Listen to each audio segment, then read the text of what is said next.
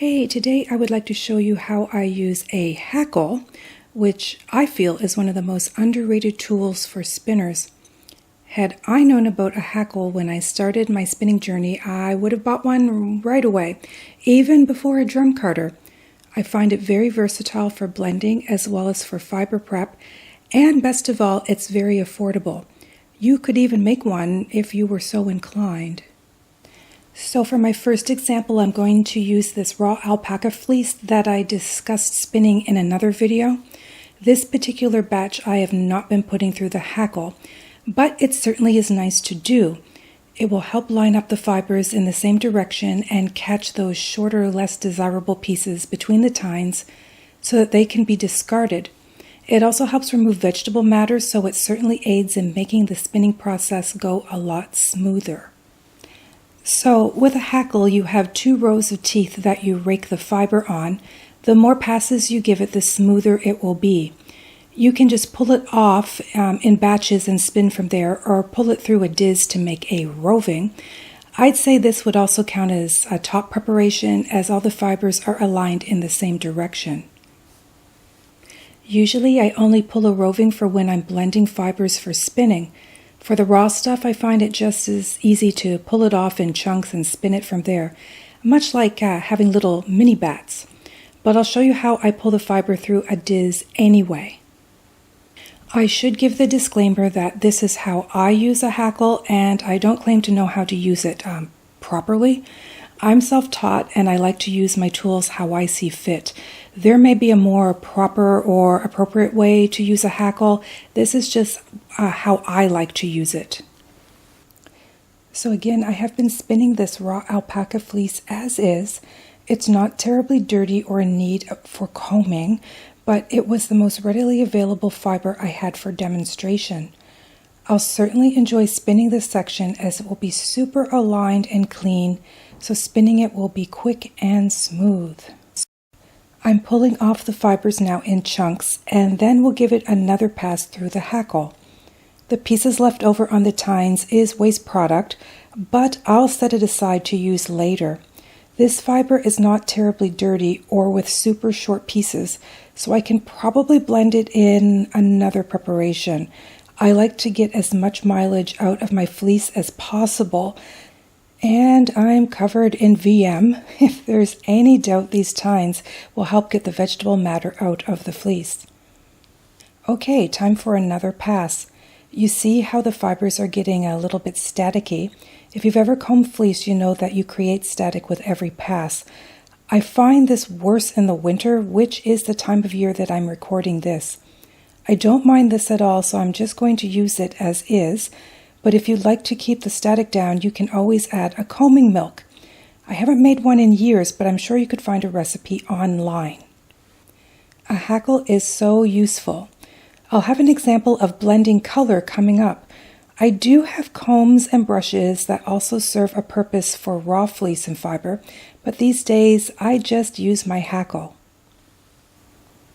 I also own a box picker and a drum carder, but to be honest, I rarely use the picker for fiber prep, and I only use a drum carder occasionally. I prefer my hackle. It gets the job done, and I like the level of control and result I get.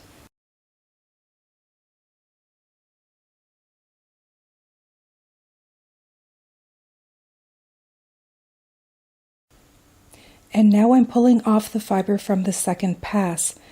You can see how decently prepared this alpaca fiber is, so nice and fluffy and well aligned, no compacted fibers. Again, I've been spinning this fiber as is, but it's now really ready to spin, and with minimal effort on my part. You'll definitely zip through spinning this faster compared to truly raw. I'm going to finish pulling off this section and then demonstrate how you use a diz to pull off a roving. Okay, let's do this process again, but this time I'm going to pull the fiber through a diz to make a roving. If you never heard of a diz, it's a curved tool with holes in the center that you'd pull the fibers through. There's a little hook to help grab the fiber through the diz that resembles an orifice hook, like you'd find on a spinning wheel. My Diz is made out of wood, but I've seen them made out of everything from a pop bottle cap to a large button. And the holes are surprisingly small. It's amazing how much fiber will come through that tiny space. Combing fiber on a hackle may seem daunting, but I find it very satisfying. Just watching it line up and fluff up so quickly makes me look forward to spinning it even more. I also find using a hackle much easier on my neck and shoulders compared to combs, though this can get hard on the body if you do a lot in one sitting.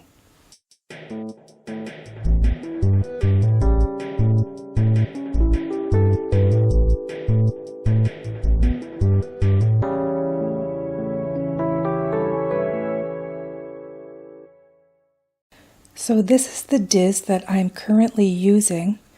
You see what I mean about the sizes of the holes. I typically only use the larger sizes. I prefer to get as much fiber through at once. So when I pull through a Diz, I start from one side. You start by inserting the hook through the hole, lining up on the side you want to start at, and pull a bit of the fiber through. I like to work right to left, and I'm not sure why. It's just the way that feels natural to me. So one hand will hold and guide it from one side to the next, more like holding it steady. There really should be no major moving it on your part. And I pull the fiber through with my other hand. Perhaps there is a way to control this better, but I just let it do its thing. I'm not concerned about getting a specific length or size of roving. So long as the fibers are neat and lined up, that's okay with me. The first time I pulled a roving off a hackle, I was so hooked. There is something so satisfying about making your own roving. I love the bats you get off of a drum carder as well, but this is just so orderly and neat. I think it appeals to my brain more, though I do love the look of a rolled up bat. In the case of raw fleece and fiber, I'll remove whatever the Diz has left over and pass it again through the hackle. Then Diz it off to create a second roving. With a color-blended roving, I'll pull the leftover chunks off like little mini bats, as putting it through the hackle for a second time would blend the colors even more, and then it wouldn't match the original. Here is my cute little ball of fluff ready for spinning. I see a few pieces of VM in there, but they'll easily fall out, especially now that the fibers are nice and loose and aligned. Looking at this, I probably could have done a better job pulling this off and not leaving so much behind, but it's not a problem. I'll reblend and pull it off again. So I am going to now show you how I would use this tool for blending, much like you would on a drum carder.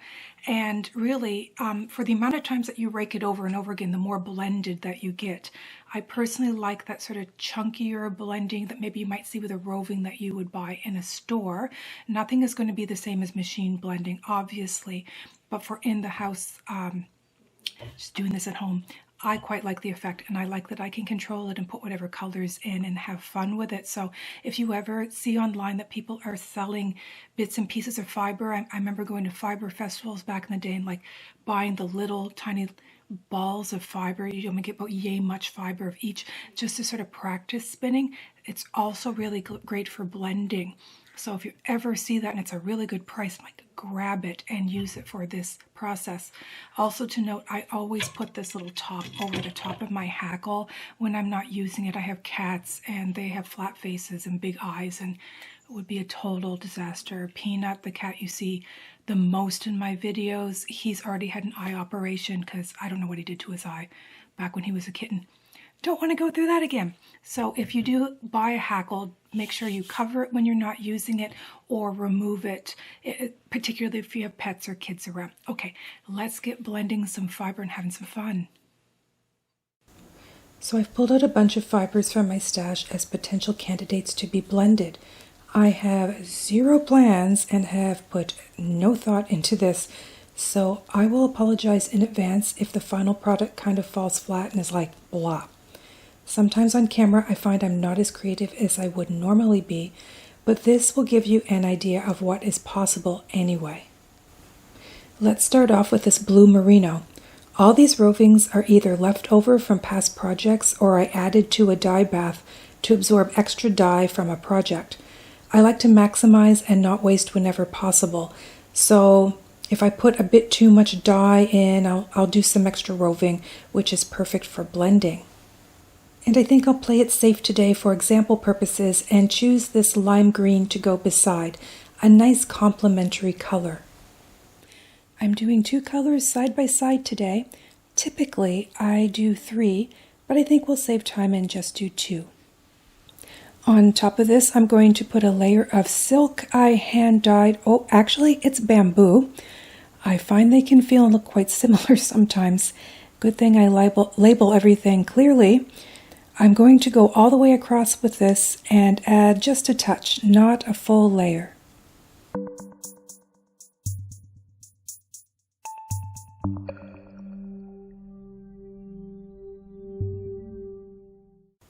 What next?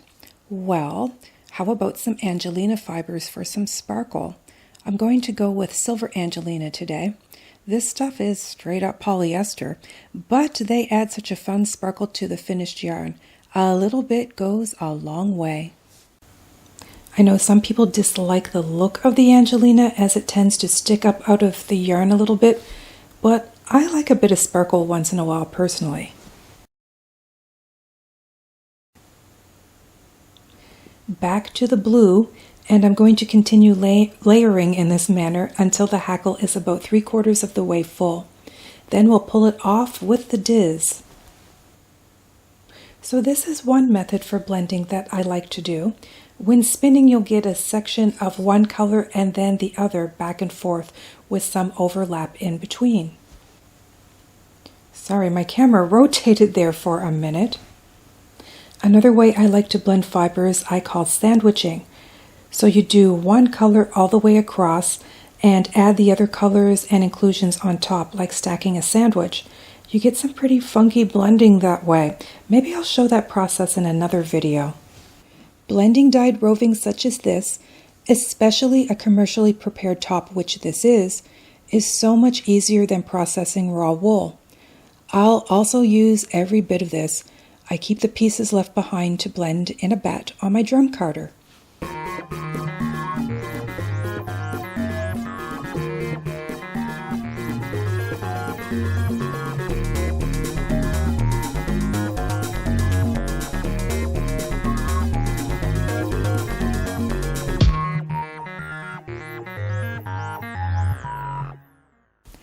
And now the moment of truth, dizzing it off. I'm just going to catch a bit here into the Diz and begin. Look at that sparkle coming through. Gotta love it. I would normally fill the hackle more than this, but for the sake of time for this video, I think this is enough for an example. You see how dense that merino is? I'm struggling a bit to get it through here, and I'm also pulling way too hard, I realize now. I find you have to keep a really light hand, which feels counterintuitive, and I'm not always patient enough to do that.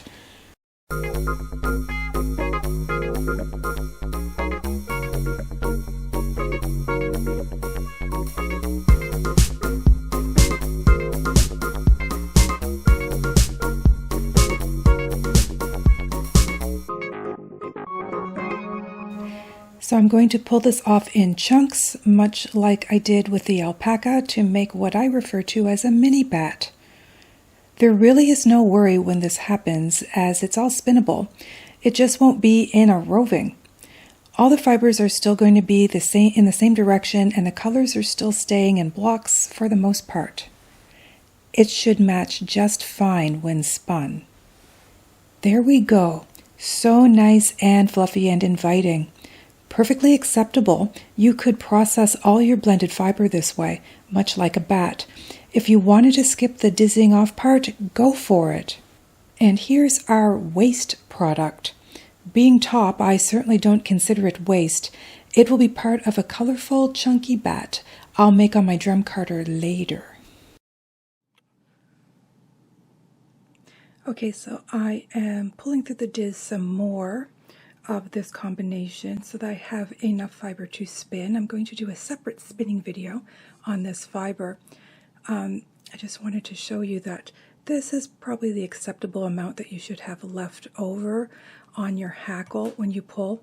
And something that I'm very guilty of is that you'll find the lighter of a hand you take with this when you're pulling through the Diz, the less fiber you'll have left over.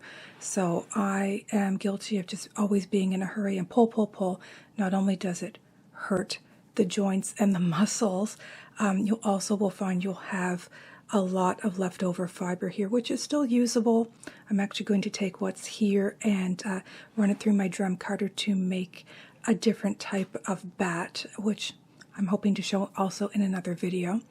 But just keep that in mind. Keep a really light hand when you're pulling. If you get any resistance, just try pulling a little lighter, and you'll probably find you'll get more fiber through. You won't ruin your tines. I know on my St. Blaise combs, I have bent the tines on it from just being a little too aggressive. So just a little tip I wanted to add in there. So that's a quick overview of how I use my hackle. I can't recommend this tool enough. If you're a spinner and do any type of fiber processing or blending, this is an economical place to start. As I mentioned, I use this tool the most, and I could do without the rest, but not my hackle.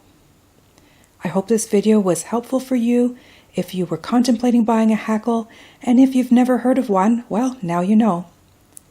Stay tuned for spinning this blended top I'll be featuring in a future video. As always, thanks for watching, and we'll see you next time.